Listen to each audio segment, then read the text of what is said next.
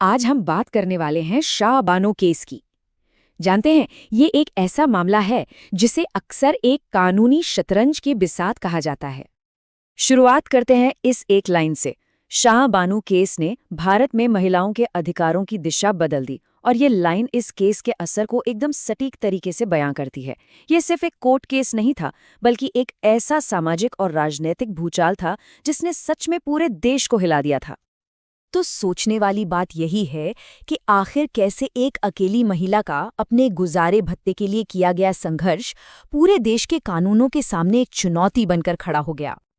तो इस कहानी की शुरुआत होती है एक महिला के अपने संघर्ष से, एक ऐसा संघर्ष जो बाद में पूरे देश की कहानी बन गया।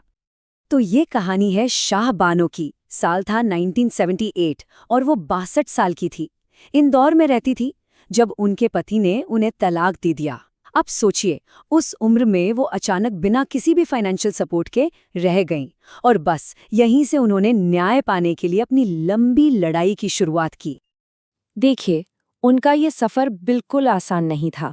1978 में उन्होंने सबसे पहले एक स्थानीय अदालत में केस फाइल किया और फैसला उनके हक में आया।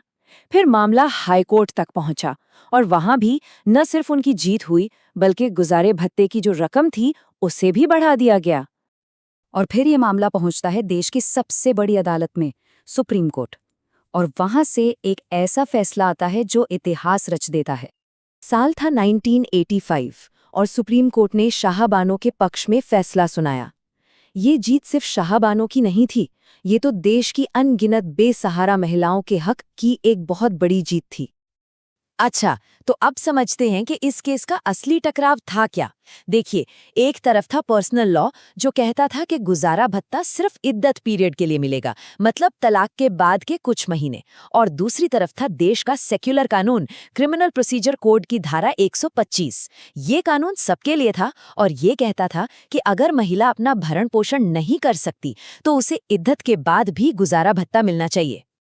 तो फिर सुप्रीम कोर्ट ने अपने फैसले के पीछे क्या तर्क दिया? उनका तर्क बहुत सीधा और पावरफुल था। कोर्ट ने कहा कि देखिए, सीआरपीसी की धारा 125 सामाजिक न्याय के लिए है। ये एक सेक्युलर कानून है। इसका मकसद किसी भी धर्म की बेसहारा महिला को सड़क पर आने से बचाना है, और पर्सनल लॉ के नाम पर इसे अनदेखा नहीं किया जा सकता। लेकिन कहानी यहाँ खत्म नहीं हुई। असल में असली राजनीतिक ड्रामा तो अब शुरू होना था। सुप्रीम कोर्ट के इस एक फैसले ने इतना बड़ा विवाद खड़ा कर दिया कि सरकार तक हिल गई। हुआ ये कि इस फैसले को कई कंजर्वेटिव ग्रुप्स ने इस्लामी पर्सनल लॉ में सीधी दखलंदाजी माना। देश भर में विरोध प्रदर्शन शुरू हो गए, और उस वक्त की राजीव गांधी सरकार पर बहुत ज्यादा राजनीतिक दबाव बनाया गया। मामला अब एक महिला के अधिकार से कई ज्यादा वोट बैंक की राजनीति का बन गया था। तो एक तरफ था सुप्रीम कोर्ट का एकदम क्लियर फैसला, तलाकशुदा मुस्लिम महिलाएं भी देश के सेक्युलर कानून के तहत गुजारा भत्ते की हकदार हैं।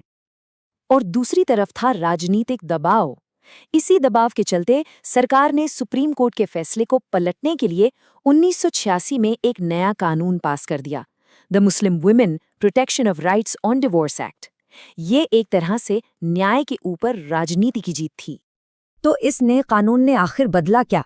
देखिए, शाह बानो के फैसले के हिसाब से गुजारे भत्ते की जिम्मेदारी पूर्व पति पर थी, लेकिन 1986 के इस नए कानून ने पति की जिम्मेदारी को सिर्फ इद्दत की अवधि तक सीमित कर दिया, और उसके बाद की जिम्मेदारी महिला के अपने रिश्तेदारों या फिर वक्फ बोर्ड पर डाल दी गई।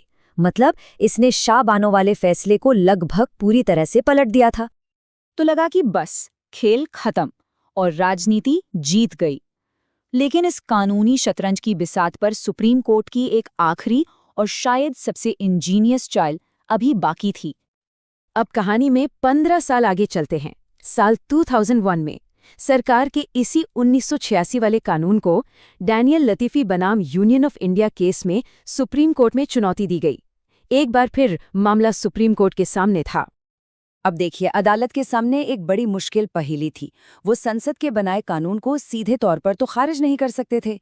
तो सवाल ये था कि क्या इस कानून को बनाए रखते हुए भी महिलाओं के अधिकारों की रक्षा का कोई रास्ता निकाला जा सकता था?